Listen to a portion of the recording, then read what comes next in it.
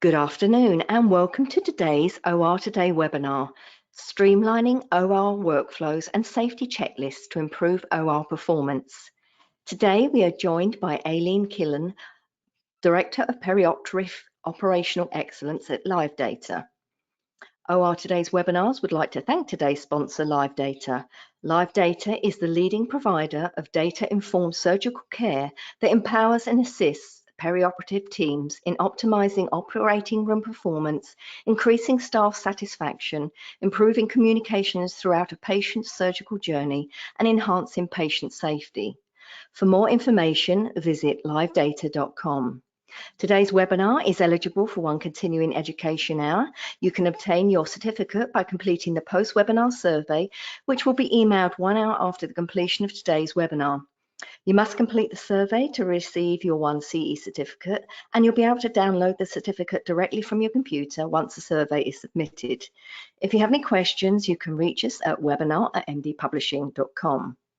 We'll have a live Q&A at the end of today's presentation, so please submit your questions anytime using the questions feature on your webinar dashboard. Let's kick off today's webinar by giving away one of our brand new OR Today Live lunch bags to the attendee that can tell me the answer to the following trivia question.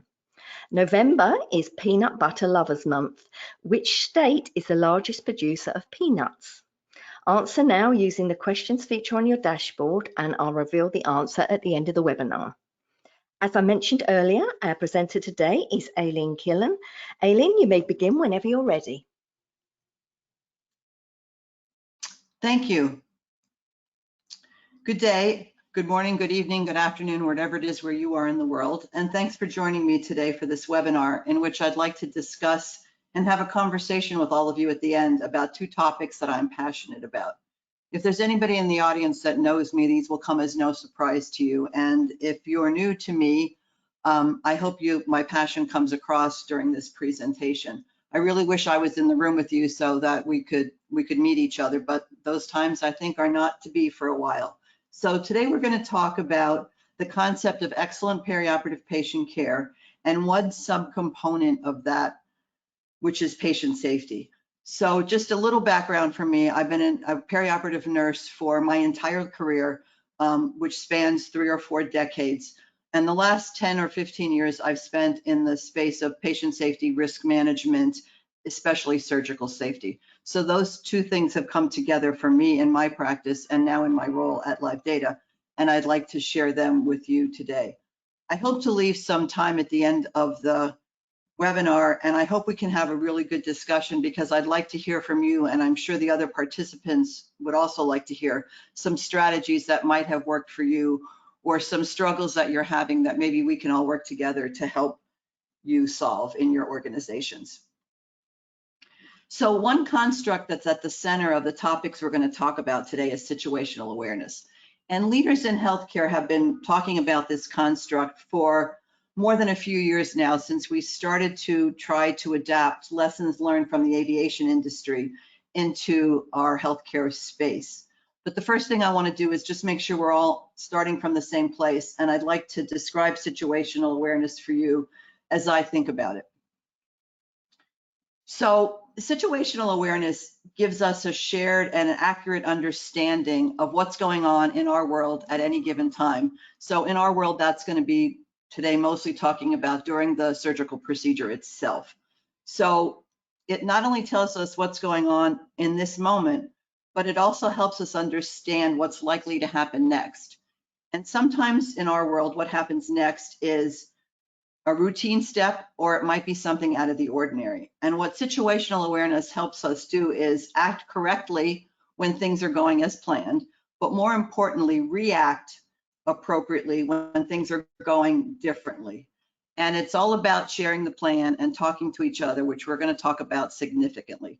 As one of my mentors, Michael Leonard, used to say, are we all participating in the same movie? Do we know we're in the same movie?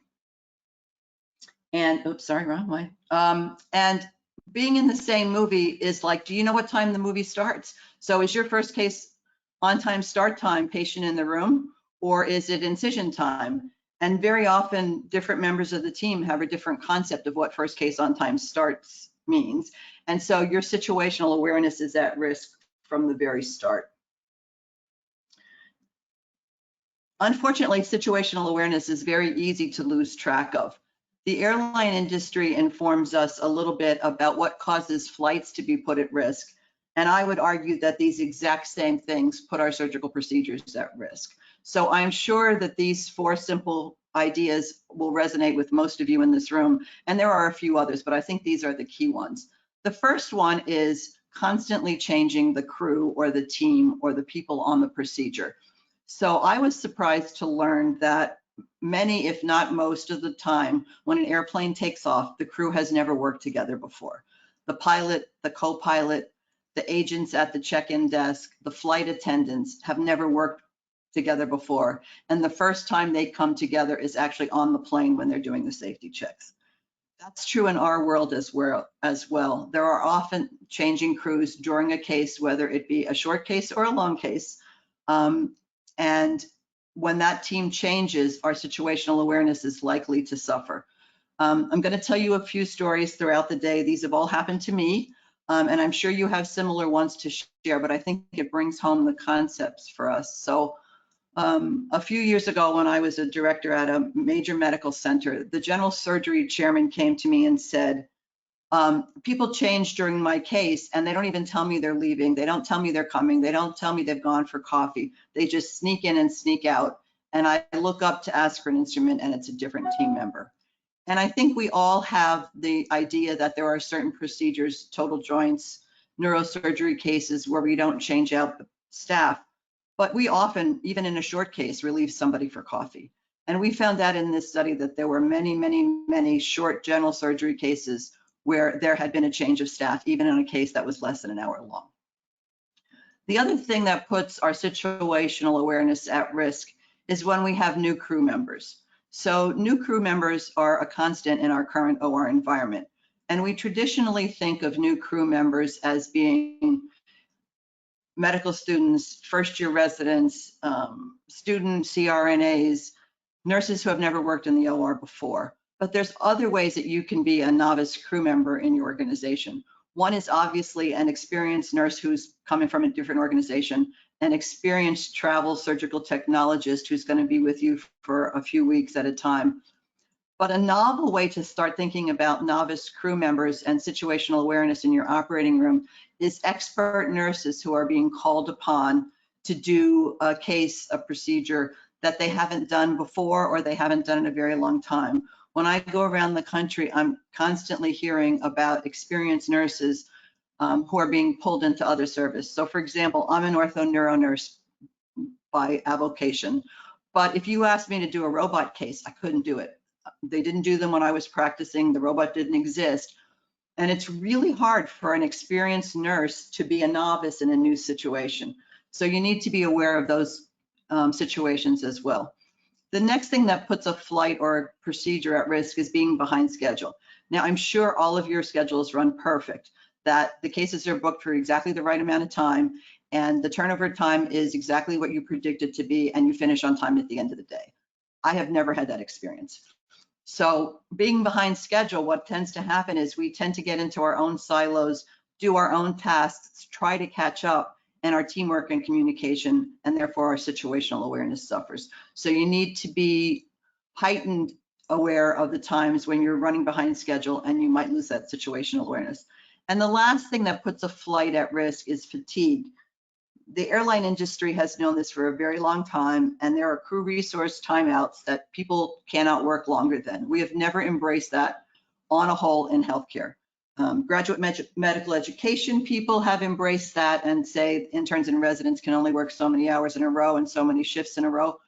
We've not, as an institution, embraced that, especially in nursing. At one point, I wanted to do a study about 8 versus 12-hour shifts in the OR, and nobody would let me do it because they didn't want to know the answer that 8 hours was probably safer, because everybody wants to work 12 hours.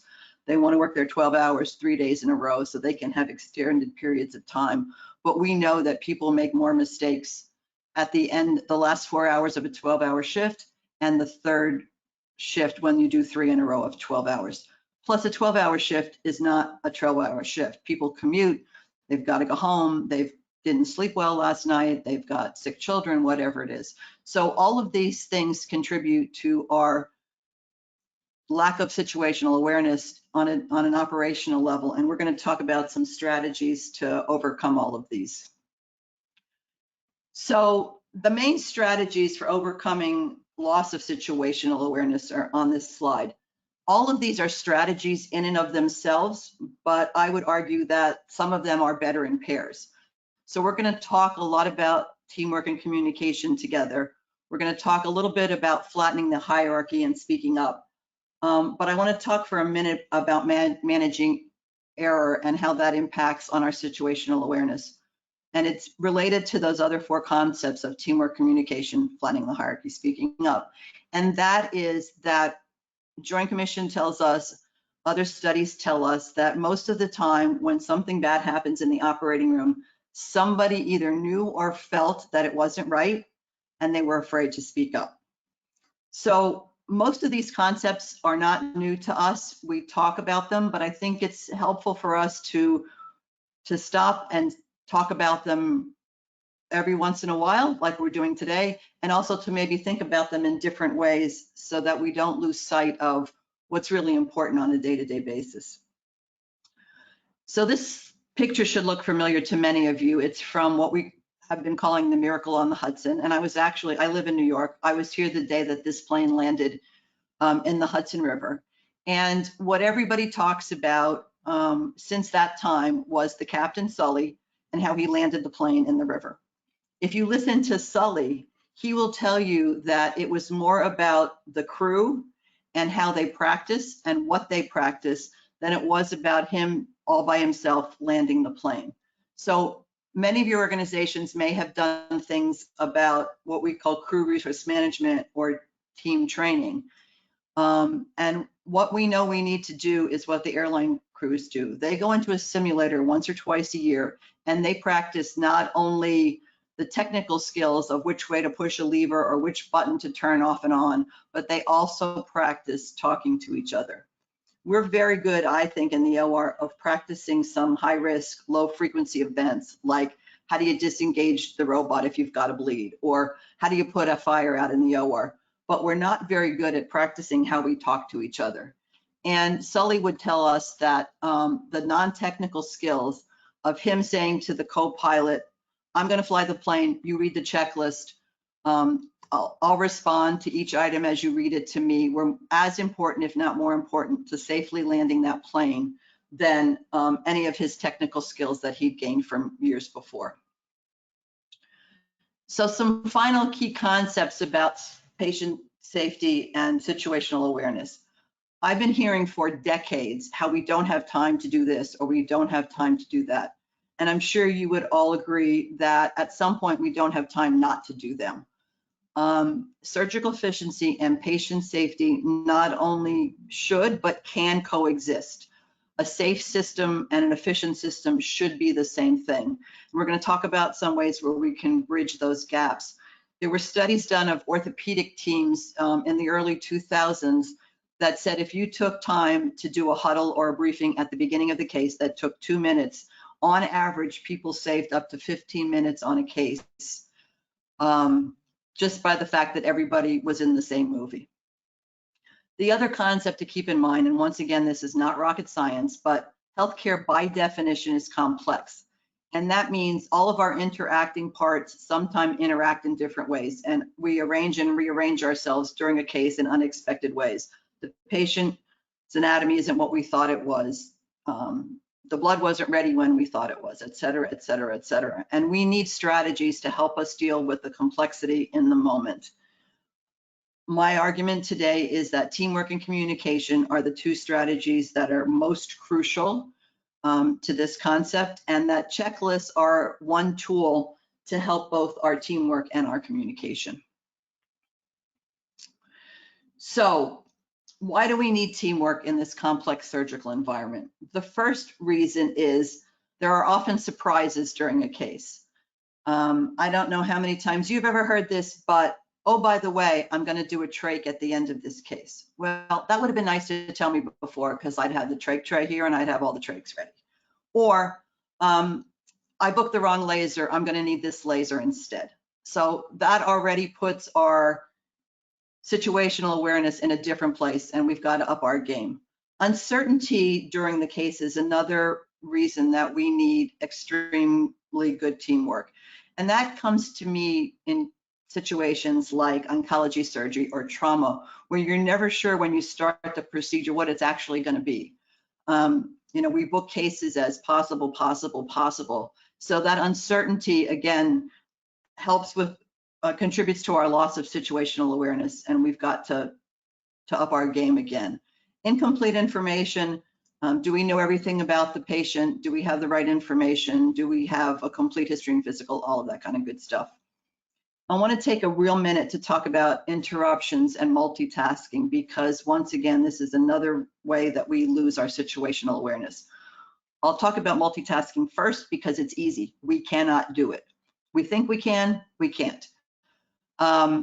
When you multitask, you really do two tasks. You turn one on and you turn one off. You're never really doing them both at the same time. Cognitively, your brain can't do that. And so when you multitask, you're really causing yourself an interruption, which we'll talk about now. So interruptions are really important to think about, because almost everything we're doing constantly in the OR is a list of items or tasks in our head that we need to do next, what we've just done, what I'm thinking about, right? We know that most normal human beings can only keep 5 to 7 pieces of information in their head at any one time. A colleague of mine who studied this at Indiana University calls it stacking. So you can only stack 5 to 7 things in your head at one time. The reason we know 5 to 7 things is the right number is from areas outside of healthcare. So for example, our zip codes are 5 numbers. I would bet most of us do not know those last extra 4 digits that they stuck on the end of our zip codes.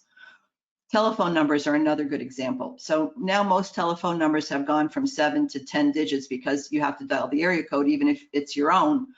But we think of that as 3 chunks of data, not as 10 individual numbers. And so if you interrupt dialing in the middle of a telephone number, you're probably okay if you stop after the area code, but if you stop in one of the other places, you're going to forget where you are and misdial. So obviously misdialing in the OR has a lot of implications. When we're doing a checklist, and if it has 5 or 7 items on it, and you get interrupted between steps 3 and 4, depending on how long that interruption is, you don't remember you were between steps 3 and 4, whether they're written down or they're in your brain. And so then you start at step 5 and you missed a crucial step 4. So the guide to being interrupted is you've got to go back to the beginning of the checklist. And most of us are not afforded the time to do that. So we need to really think about a way to manage interruptions as well. So think for a minute about some of the surprises in your world or the interruptions that happen in your world. And maybe we can talk about them at the end of this webinar. The one last story I would like to tell is about, now this is going to be dating us because the surgeon had a pager. I'm not so sure they all have pagers anymore. And you know, it's the same thing would be true of a text message. But I was a new OR director at a medical center, and I got called one day into a surgeon's room, and he wanted to complain that the staff the night before would not answer a page from his wife during a case. It was about 6 o'clock at night. And I said, what was going on during the case? And he said, I think they were counting. And I'm like, oh, okay. So you wanted them to answer a page that you knew wasn't about a patient when they were counting. And he said, yep. He goes, what are you going to do about it? I said, I'm going to go talk to them. And he said, very good. And I said, and I'm going to tell them thank you. And I'm going to tell them well done. And I'm going to tell them that's what they should have done in that situation. And he didn't want to hear that, but that's the way we need to be dealing with our staff who are constantly being interrupted. One last story is we were doing a study about red rules, and I think some of you probably know about those, or red zones, where during medication administration or other tasks, people actually put a red marker on the floor in front of, say, an automatic dispensing cabinet. And when the nurse is standing in that space, you're not allowed to interrupt her. And we tried to do that at a radiation oncology department because people were getting interrupted when they were getting ready to deliver the radiation oncology treatment. And the one thing I learned about radiation oncology is you can't sort of take it back. There's no antidote for pushing the button when it's wrong. But the staff are usually facing forward when people are interrupting them from behind. So they decided they were going to do this little process improvement project, and they were going to have like a red lanyard that they would put on backwards to tell people that this was not a time to interrupt them. And what we found out very quickly is most of the interruptions were coming by their own staff, their managers, their leaders, who knew they shouldn't be interrupted, but said, I just need a quick answer about something. And so I think the interruptions we have to just remember can come from inside of ourselves or our own team, in addition to coming from other places and other people. So 1 minute so that we're all in the same movie about teamwork.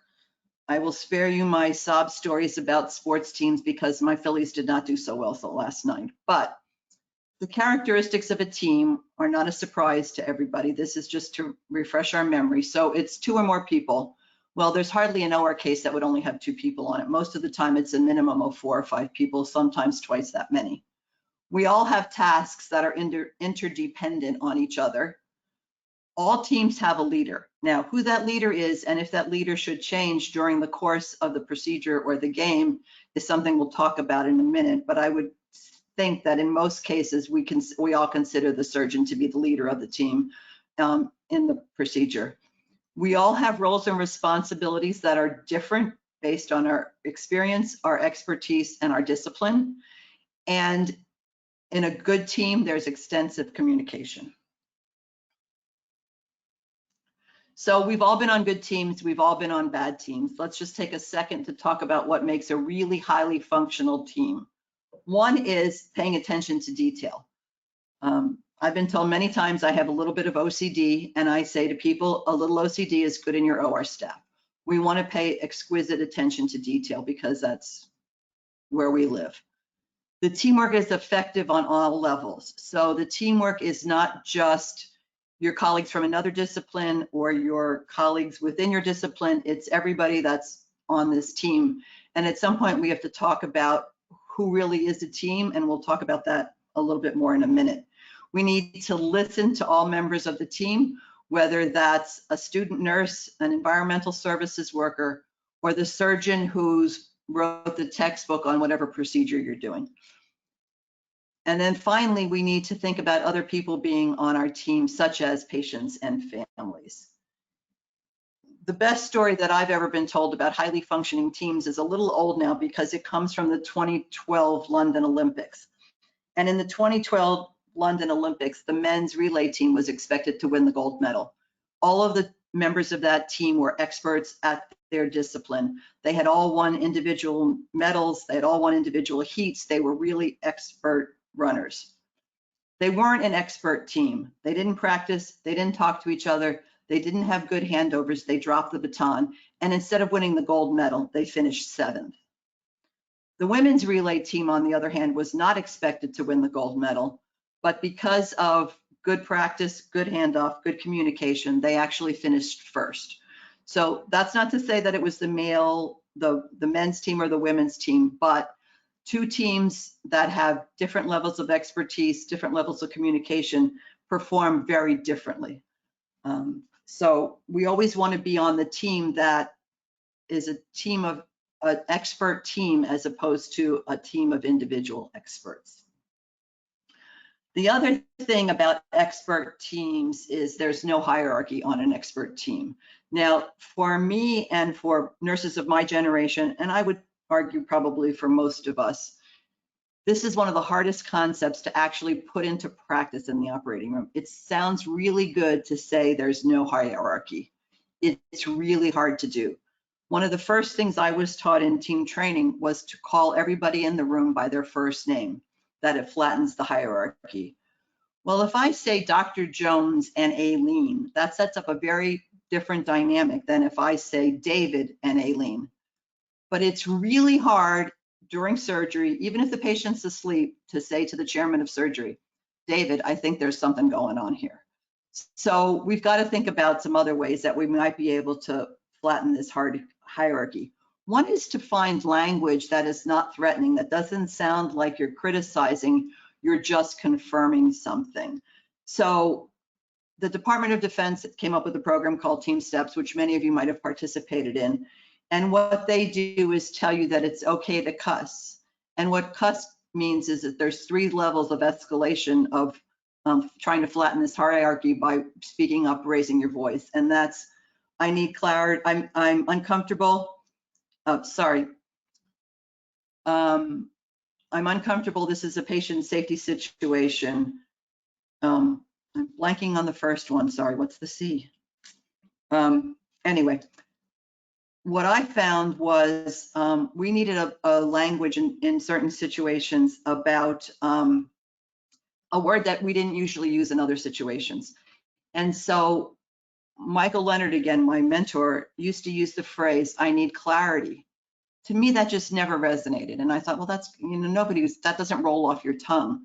Well, what we found out when we took it to the staff was they really liked it for a variety of reasons. One is it's a word that they don't use in any other communication in the OR. So when they said to the team, I need clarity, people understood that this meant stop and listen to me for a second. We also can't just talk to the ether. We need to use what's called 2 or 3 point communication.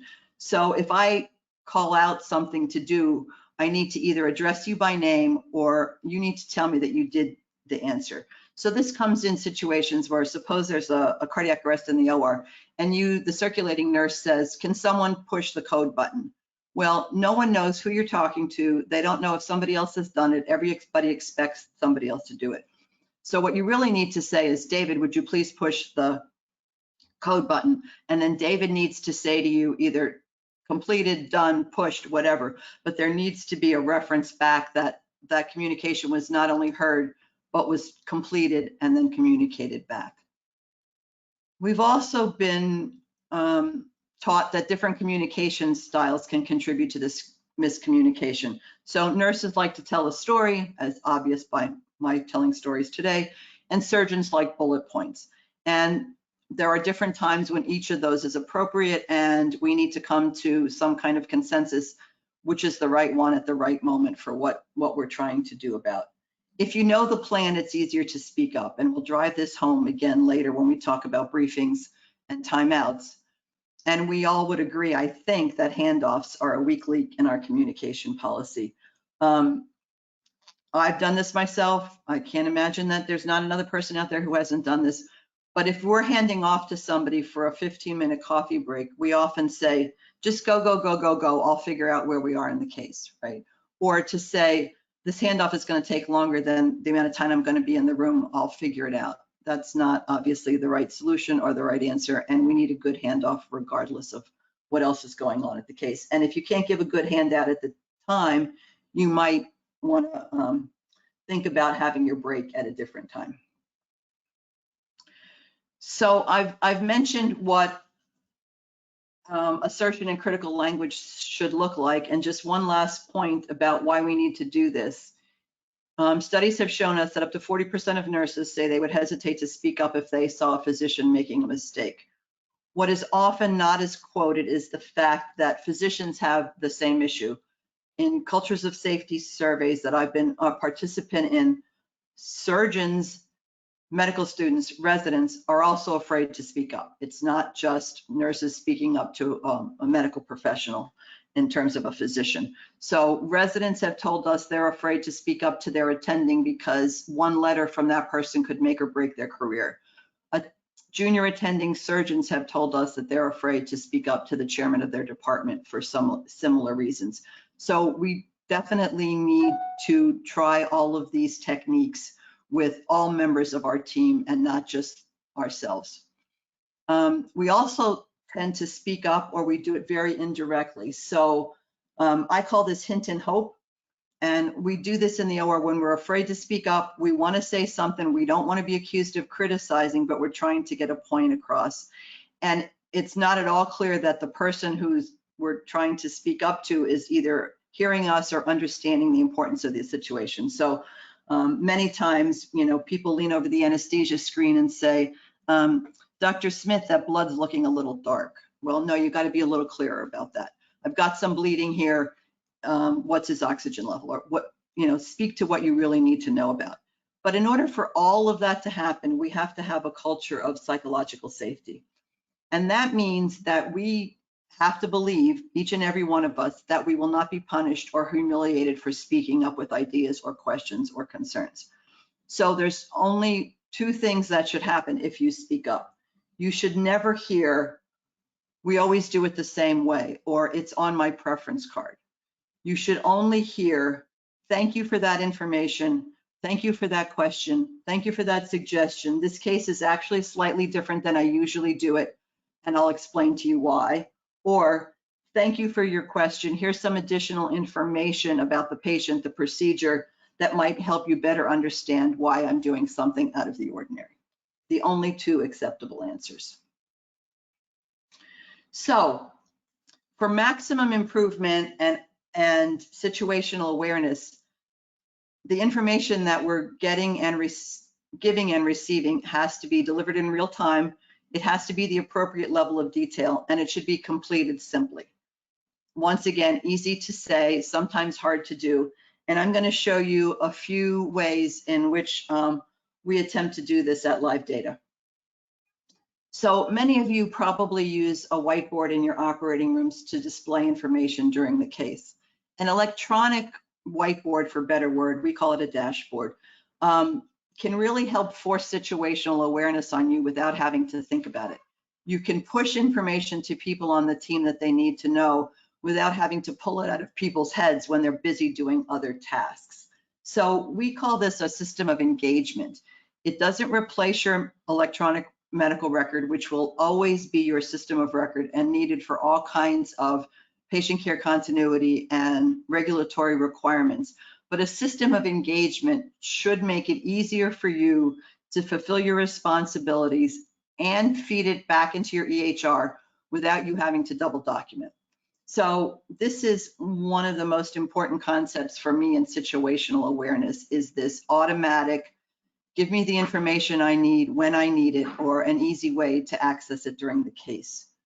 One of the important things, again, that we didn't talk about so much in teams is actually knowing the names of the people on your team, right? We've talked about calling people by their first names, but that only happens if you know their first names. So how many times have you been around a room and when the surgeon comes to you and says, "What's the scrub technologist's name? I know I worked them before, but I don't remember their name." So this electronic whiteboard helps you to have all of that information, and it can change in real time if you're having people come in and out of the room during handovers, doing all of those other kinds of things.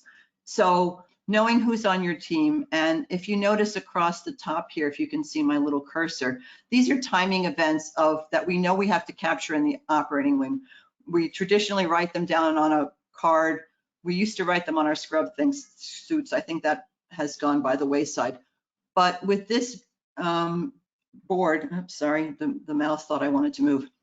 With this board and this little clicker that you see here is a clicker that actually the circulating nurse can wear on a lanyard around their neck. You can document these timing events that inform the rest of the team, both inside the operating room and in the wider perioperative area, what's going on with the procedure without being tied to a desk. You can stand beside the patient and you can document these timing events so that everybody, including the family, is aware of what's happening in real time, and you can have line of sight of your patient at all times. So now that we've talked a little bit about solidifying our team and communicating well, I want to talk a little bit about what that could and should look like on the actual day of surgery for our patients in the operating room. So first, a minute about checklists. If anybody wants a really easy read and you haven't read it yet, I would suggest that everybody read Atul Gawande's Checklist Manifesto. It's probably 10 years old by now, but it really talks about what checklists aren't, what they are, and what they could and should do. So people say, I don't need a checklist. Medicine isn't cookbook, every patient's different. I don't need a checklist, I don't need a checklist, I don't need a checklist. Well, we do need checklists for a bunch of reasons. The most important one is that we are all human beings and we're all fallible and we all have bad memories, whether we think we do or not. We especially have bad memories during mundane routine tasks that we do over and over and over again. By the time you've done the 4th or 5th cataract, in a room in a day, you're on autopilot. You might not be cognizant of the fact that you're talking about rights and lefts differently because the last three were rights and now this one's a left. And also, we need a checklist during stressful, unexpected events when we've got too many things going on in our head and we can't keep track of what we've done and what we've not done. The thing that checklists are not is they're not just a way to check a box. Checklists are a member of the team to help us embrace that culture of teamwork and discipline. There are two components to every checklist. There should be some physical tasks that I'm doing and some communication tasks. And as we said from Sully, sometimes the communication tasks are more important than the physical tasks.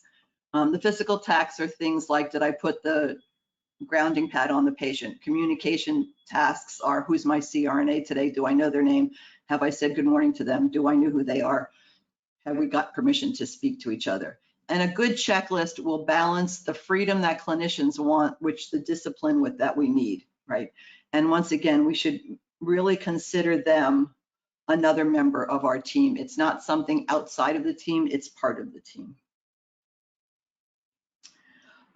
So in terms of best practices, everybody has timeout checklists. We have things posted in the wall. We have schedule boards floating around. But we all don't have a way that that data gets shared across disciplines. So my favorite example of this is, I'm sure you all have very elaborate ways to track patient readiness in the pre-op area if you don't have automatic boards. Even if you do have automatic boards, I know lots of people who still have not given up marking on their printed schedule. So we print a schedule, we scotch tape it to the desk in pre-op area, and then we have a very elaborate system that everyone knows and understands about tracking the patient. So we highlight the last name in pink if the patient's in the building. Then we highlight their first name in yellow if they're in their pre-op bay, et cetera, et cetera. And that's all well and good for the pre-op nurses, but it doesn't tell the OR if the patient's ready. It doesn't tell the family that the patient's in the pre-op area. So we really need to figure out a way that we can help this communication take to the next level. And I'm going to show you a few ways to do that. So we're going to talk about three things quickly. One is optimizing patient preoperatively. The second is family notifications. And the last is something I call last icon standing in the pre-op milestone readiness of your patient. So this is an example of the Livedata planner module, which sits on top of your EHR. It doesn't replace your scheduling system, but it talks to it in real time. But it allows people who don't necessarily have access to your scheduling system to see what's going on with cases, with patients. And it's all driven by their level of permission, what they're allowed to see and not. But what I want to focus on here is, so this is a list of the pre-op workups that this patient needed before surgery. And so you can see here that we don't have the results of their cardiac consult, their echo, or their coags. So this patient is not ready for surgery yet. But if they're the first case tomorrow, that would be good for everybody to know before we get to 6 o'clock in the morning and we're trying to track things down. So looking at this board, you can see here this little black square doesn't have a check mark in it. That's telling everybody who has access to this board that this patient is not ready for the operating room. And maybe we should switch the order of these cases and do this patient first who has all of their pre-op milestones and pre-op workups completed. So it's a way that the office practice, the clinic, the pre-op nurses, everybody knows what's going on without making one phone call, without doing anything. And if I completed these in real time, this board would change within a minute. So everybody's up to date on what's going on with my patient for surgery. The next thing I want to show you is a family waiting board. Now, these were very important to many people pre-COVID, but during COVID, we actually stopped letting some patients' families wait in the pre-op holding areas. So these boards were designed to give the families basic situational awareness of what's going on. We never want them to get important clinical information or the patient's clinical status from a board. That needs to come from a person. But basic things like they're in pre-op, they're in surgery, they're in PACU, they're done. You can come pick them up to go home, or you can come visit in the PACU. We've lost that situational awareness with COVID a lot. And many systems, ours included, now allows us to text page the family with these exact same milestones so that the family is situationally aware of what's going on with their family member during surgery. The last one I want to talk about is a pre-op checklist in the pre-op holding area the morning of surgery. Many of our clients have this board both in the OR, on the desktops of the circulating nurses, or on kiosk boards in the pre-op area. You can have it with or without patient names. You can have, based on if it's in a private or a public location. But this board can tell everybody what's going on, a ton of information, once again, that nobody's double documented. It's coming from other ways, and it's telling everybody who's ready. So this patient here still doesn't have some of their pre-op milestones done. They either need their antibiotic given, they needed eye drops if they're, I don't have an H&P. So if I don't have an H&P, and this is a second case, I'm the circulating nurse in the room with that same surgeon or resident, I can say, hey, Mr. Green doesn't have their H&P. When you leave, can you go there first and complete the H&P? Once again, everybody sees this. The pre-op nurse doesn't have to call in the room not knowing what she's interrupting or he's interrupting and say, hey, I need an H&P on your next patient.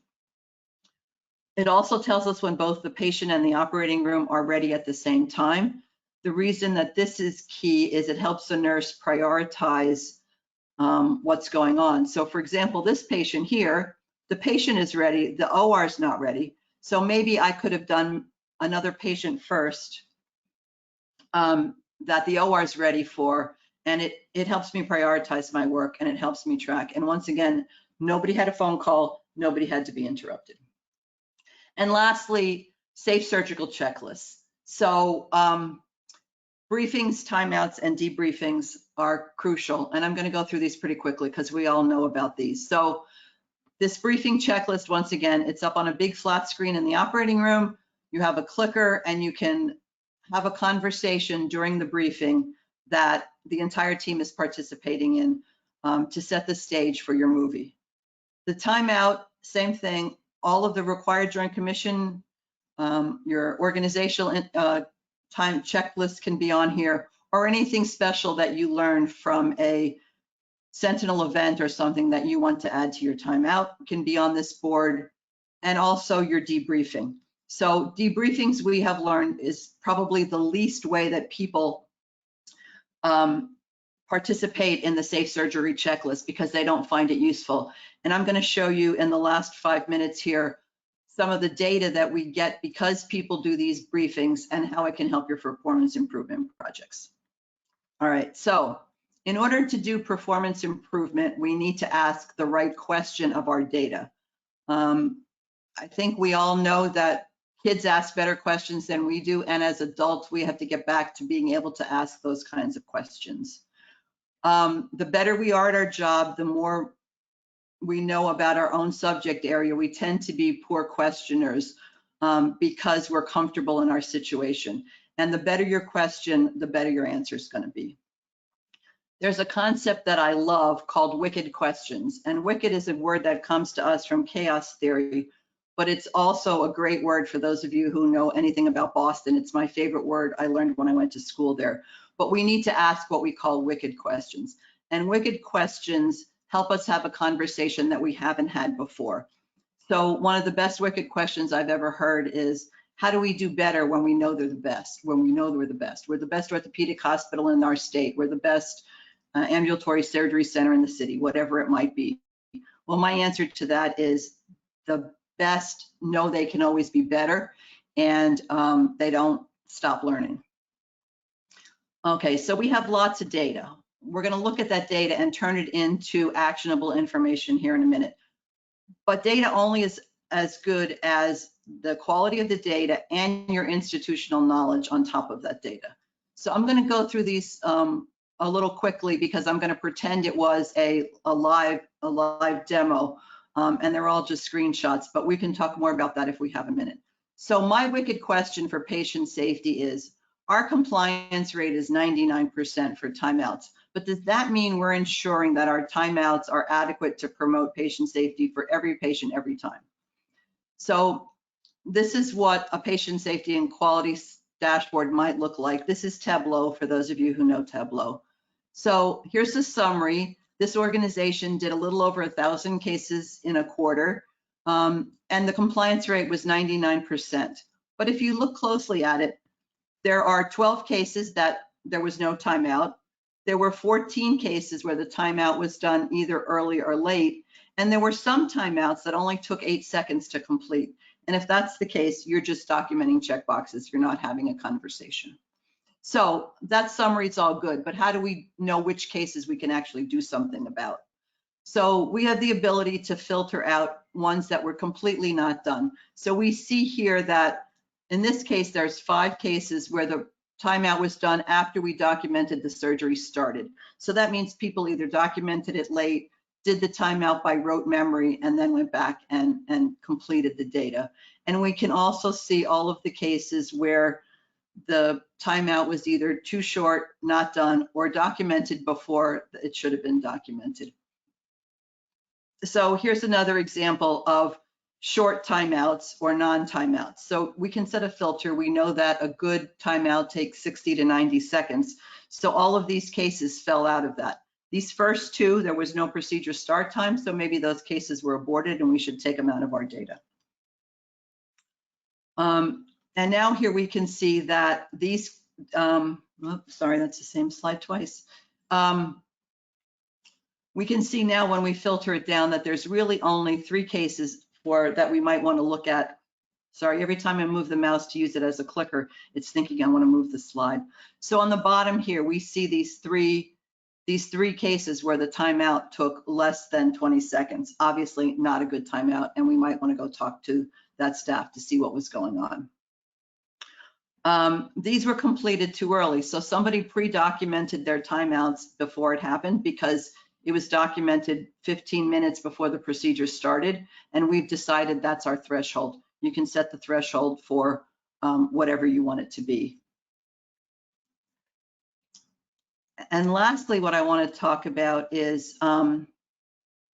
special examples that, once again, only your institutional knowledge can put on top of this. So suppose one of the cases that we found out that the timeout was done before the patient was prepped and draped, because the criteria says it should be that you could see the surgical mark after the patient's prepped and draped.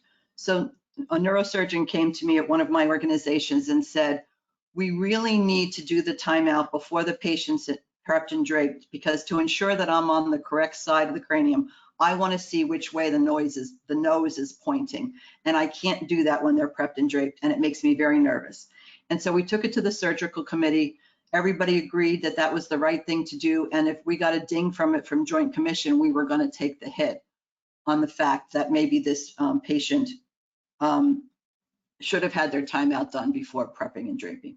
So can we answer our questions? Can we say that our timeouts were adequate for all patients every time? No, but only your institutional knowledge can help you understand which ones you should investigate and where you might want to do a performance improvement project for a designated service, a surgeon, a circulating nurse. Maybe it's one circulating nurse that always does her documentation or his documentation early. All right, so to conclude, I hope we've had a discussion about situational awareness and how it can improve your workflow and your patient safety. We all agree that timeouts, schedule boards, and pre-op milestone tracking are essential, and hopefully I've given you some ideas of how we can do that better electronically and automatically. Real-time analytics can turn data into actionable insight. The good thing about those reports that you saw and Tableau is they're updated every night, so I can look at yesterday. Whereas some of the EHRs that were not really made for this purpose, you need report writers, you need people who are experts at reports, and you might get them a month, 2 months, a quarter after the event, and it's really hard to track what was going on with a bad timeout or not a first case on time start or a long turnover 2 or 3 months down the road. So thank you for that. I'm going to leave this live data slide up. I'm sorry I took longer than I planned, but I think we still have some time for discussion. Back to you all. Thank you, Aileen. Yes, we have a few questions here. The first one is, As we begin to improve our situational awareness, is there one area or department we should prioritize? So I think it's easy to say, but I think you should do a risk assessment first. So if you've got some really high risk procedures where it's really imperative that everybody's on the same team, I would start there. It's really important to get some champions onto your team. We learn nobody's going to say this isn't a good idea. No surgeon's going to say I don't want situational awareness in my room, but you really need a champion. And so I would find a champion who really embraces these concepts and start there, even if it's not your most risky. We had one of our surgeons make a little video for his colleagues on a perfect timeout that took him about 75 seconds. And also doing a critical checklist on a hemorrhage case to say, this is how it can be done, this is how it should be done, as opposed to the surgeon who one day when we were saying, we're in the red zone now, we're counting, and he went, oh, can we be in the blue zone today? You might not want to start with his service or her service. Okay, and go ahead. Sorry, carry on. And if that doesn't answer the question, ask for a follow-up, please. Okay, leading on from that in a way, somebody's asked, doesn't my EHR provide situational awareness? Not really, not in the way that we're thinking about it. So the EHR is really designated to have information about an individual patient for continuity of care. Providing this physical way to see things that everybody's in the same movie really needs something outside your EHR, because you can't have your EHR screens visible to everybody in the room, especially during a case. So I would argue that information from your EHR should inform your situational awareness boards, whether they be handwritten or automatic, but the EHR in and of itself is not enough to provide you with that situational awareness. Okay, that's great. We've got time for one more question, and they have asked, I've tried speaking up, but I get pushback from the surgeons. Have you got any suggestions? Yeah, you really need to have, this is sort of like the first answer, right? So you need to have a champion. The surgical executive committee, or whatever you call your leadership committee, has to buy into the fact that if we're speaking up, people also have to listen. So there's lots of ways people try and do that. They do speaking up to actors, so you can practice speaking up. It's still really hard to speak up to the surgeon who's you're working with day in and day out, or who we like to say whose bronze bust is in your lobby. We've done some programs in a variety of places where we actually took the OR team, we put them in an OR during one of our in-service meetings, the surgeon, the nurse, everybody else, we videotaped them and we had them practice. But you always need somebody that you can call in the moment, whether that's nurse manager, director, an anesthesia provider who's running the board, whoever that is, that you can call in the moment if you're getting bullied or pushed back. And then you need to have a process where that person is spoken to after the fact. At Vanderbilt, they have a program called Have a Cup of Coffee. And there's surgeons designated on every service who call up somebody who's been noted to be bullying or talking, not listening appropriately. And they say, we need to have a cup of coffee. You need to have that with your other staff as well, because we know that, you know, some senior nurses don't like to help junior nurses, or new nurses are afraid to speak up to the surgical technologist who's been there and working with this surgeon for 20 years. So it's really a cultural event that has to take place in your organization. And you can't have a good speaking up program if you don't have a good listening program as well. And so once again, you need to find those one or two champions who you're going to be able to call in a situation when this is happening. One organization I knew of, not in the OR because it would be hard to do, but they had something called a code green. And if someone was acting up in the nurse's station, in the lounge, they would call a code green, and this designated team would come and just stand there and stare at the people who were acting up with their hands on their hips. And it sort of diffused the whole situation. But you have to have follow-up as well. Okay, that's great. Well, Time is nearly up, so thank you, Aileen, for your time today and for a really great and informative presentation. Please visit today's sponsor's website, livedata.com, to learn more about the products they provide to our industry. As promised, the answer to today's trivia question is Georgia. So congratulations to our winner, Oliver Howe. So enjoy your lunch bag, Oliver. A quick reminder, you can obtain your CE certificate by completing the post-webinar survey, which will be emailed 1 hour after the completion of today's webinar. You must complete the survey to receive your certificate, and you'll be able to download the certificate directly from your computer once the survey is submitted. If you have any questions, you can reach us at webinar@mdpublishing.com. Please visit ortodaywebinars.live for more details of all our upcoming webinars and for complimentary registration. Thank you once again for your time today. Enjoy the rest of your day, and we'll see you next time.